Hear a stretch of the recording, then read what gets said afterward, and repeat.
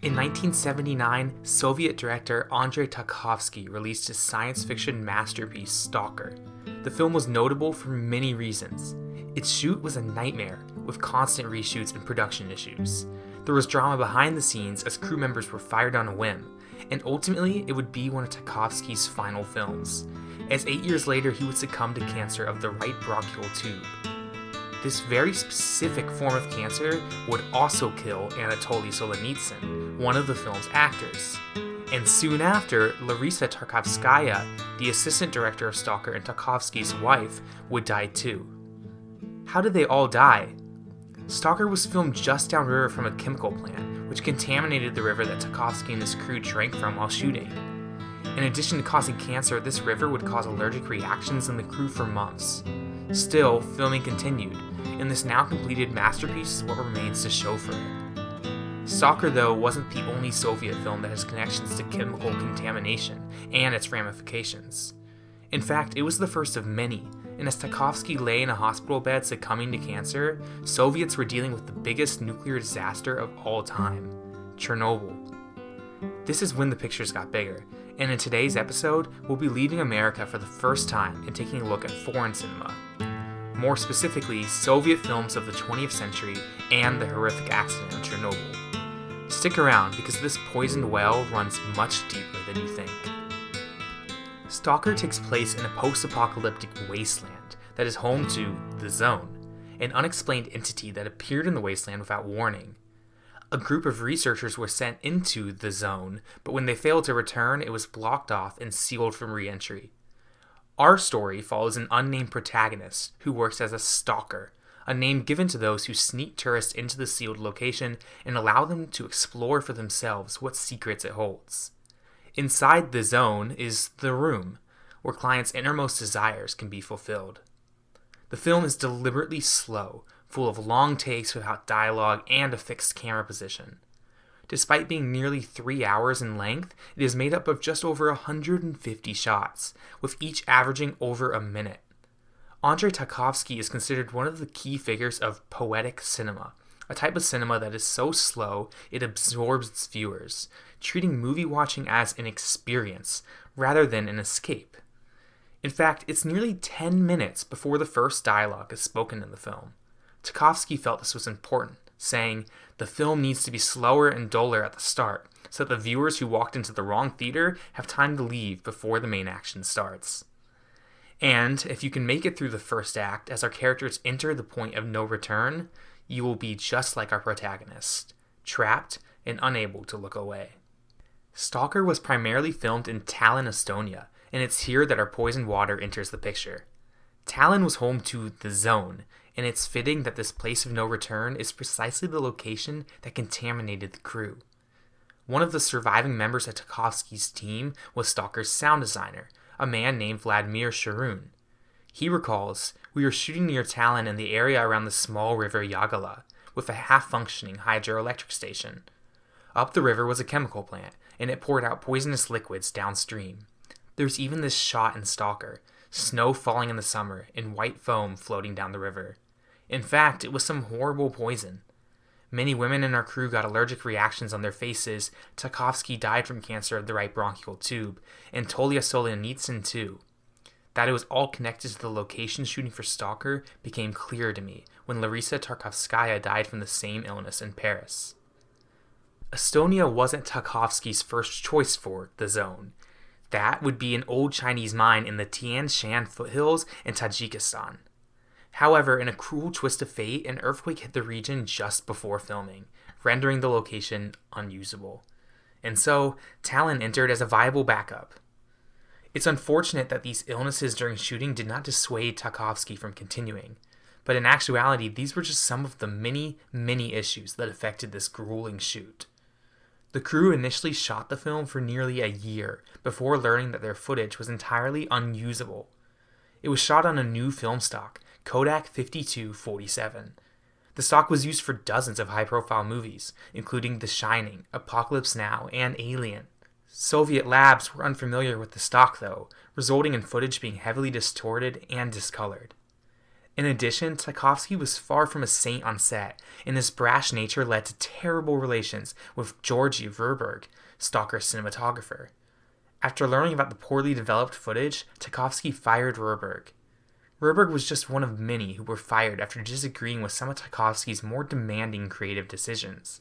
And in a rather unfair move, Tarkovsky opted to exclude their names from the credits. The Soviet government was unhappy with filming conditions too, and they wanted Stalker shut down on several occasions. However, Tarkovsky got around this by requesting Stalker to be marketed as a two-part film, which would allow them to make additional funds and push back deadlines, masking the shoot to sponsors as something that was going off without a hitch, but which just needed a bit more money as its scope expanded. Stalker did expand its scope, and it completed production and released in 1979 to modest success. But its biggest supporter was undoubtedly Tarkovsky himself, who willingly submitted himself and his unwilling crew to dangerous conditions. However, it wasn't until after the director's death that Stalker began to be re-evaluated critically. It was not, though, because of anything to do with Tarkovsky. It was for a reason much more tragic. There has been a nuclear accident in the Soviet Union, and the Soviets have admitted that it happened. The Soviet version is this. One of the atomic reactors at the Chernobyl atomic power plant near the city of Kiev was damaged, and there is speculation in Moscow that people were injured and may have died. Chernobyl was not an isolated incident, nor was it something that came out of nowhere. One look at Soviet sentiments in the 1970s and 1980s shows just how pertinent the idea of nuclear destruction was. The Cold War was fresh in the minds of everyone, and post-apocalyptic films of the era all deal with the idea of a nuclear holocaust, rather than a climate or terrestrial-driven one more popular today. It wasn't just the Soviets that feared nuclear war, though. As far back as 1952, American schoolchildren were learning how to survive potential attack in maybe not quite the most effective way. When danger threatened him, he never got hurt. He knew just what to do. He ducked and covered, ducked and covered. Stalker is notably ambiguous when it comes to the zone, and it's difficult to say with certainty that the zone has anything to do with nuclear radiation, but its parallels to Chernobyl have definitely appeared over time. In 2007, a video game called Stalker: Shadow of Chernobyl was released, a game which takes place in Chernobyl's exclusion zone. The game tells a story about survival in the zone, a very dangerous place where you fear not only the radiation, anomalies, and deadly creatures, but other stalkers who have their own goals and wishes. In addition, as Chernobyl's tragedy has given way to curiosity, it's become popular for tourists to try and enter Chernobyl's exclusion zone themselves, just to see it. Of course, this is highly illegal and very dangerous, and that is why there are people committed to taking these curious individuals deep into the city. These people have given themselves a name: Stalkers. But Stalker is not the only disturbing Soviet film I want to discuss today. One of Tarkovsky's key collaborators was a man named Konstantin Lopushansky. Lopushansky was one of the production assistants on Stalker, and luckily he seems to have escaped the tragic fate that afflicted so many of the film's crew. However, while it has not affected Lopushansky physically, this and the effects of Chernobyl have greatly affected Lopushansky mentally. His 3 best movies are all an unofficial trilogy, aptly named the Apocalypse Trilogy. Although these films have nearly faded into obscurity entirely, the main reason I created this channel was to shed light on films that time seems to have forgotten. And Lopushansky's Apocalypse Trilogy is maybe my favorite discovery so far. 1986 is where we see the first of these 3 films released, Letters from a Dead Man. 1986 is a very important year. It was the year of Chernobyl. It was the year of Tarkovsky's death and his final film, The Sacrifice, which deals with a man who must give his own life to avoid, you guessed it, a nuclear fallout and the end of life as we know it. 1986 also saw Lopushansky's Letters from a Dead Man, which is horrifying in its unique depiction of nuclear fallout. The film follows the aftermath of a nuclear war and a small group of survivors who wait to die in a lonely bomb shelter. Our protagonist is a professor who writes horrifying letters to his missing son, in hopes that one day they will be read. It is bleak, and just like Stalker, it is slow-moving. These films offer no relief, They are an onslaught of nightmares and feel ripped from the same cloth. It is no surprise then that both were partially written by the same man, Boris Strugatsky. Letters from a Dead Man released only a few months after the Chernobyl disaster, but it was in production before it, and so we can't truly understand how this disaster affected the already bleak Soviet nuclear war films. However, it would only take 3 years for Lopushansky to answer that question. He would be going darker. Visitor to a Museum, released in 1989, and, man, it's a doozy. The story follows a young man who arrives at a beachfront property in search of a famed museum. The museum is said to be beyond imagination, but it's buried at the bottom of an ocean and submerged between the waves. Every 14 days, however, the waves recede and you can make the journey on foot. Unfortunately, the journey is 7 days each way, and if you don't make it back in time, you'll drown as the ocean engulfs you. Of course, Lopushansky's nuclear influence weighs heavy on the story. Visitor to a Museum is in many ways a direct sequel to Letters from a Dead Man, taking place an unspecified amount of time after the first film. Now the survivors of the nuclear fallout have taken to the underground and become deformed beyond recognition. The ocean, too, is full of chemical waste, which works brilliantly as a set piece, stretching as far as the eye can see and towering above the people still living in this wasteland.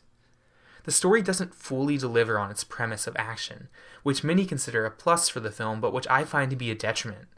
I was hooked with the idea of our hero attempting to make the journey in time, but it seems the deformed survivors are where Lopushansky is most interested.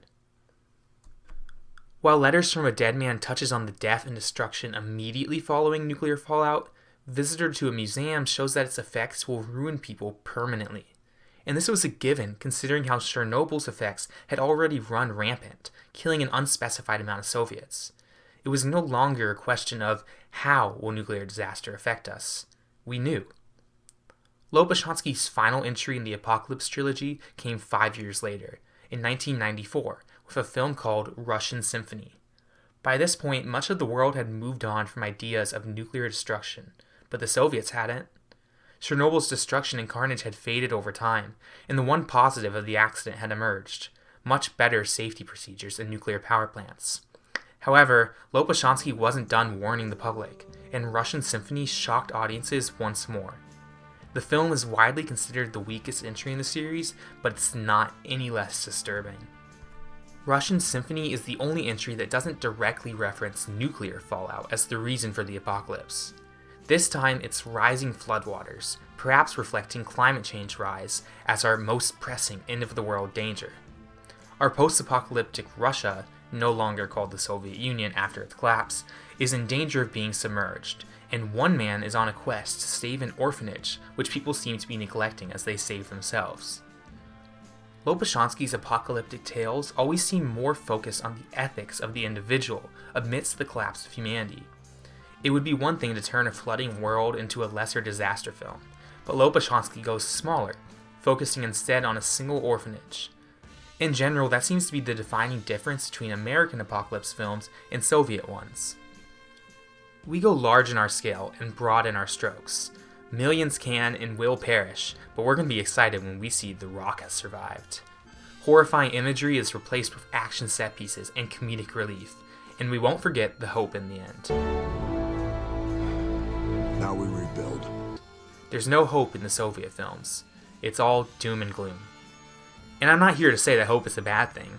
In fact, hope is a good thing. Maybe the best of things. And no good thing ever dies. Wrong movie, sorry.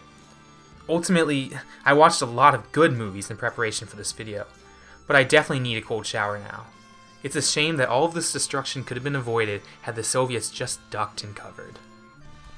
Thank you for joining me on such a disturbing journey, and until the next time, I'll see you at the movies.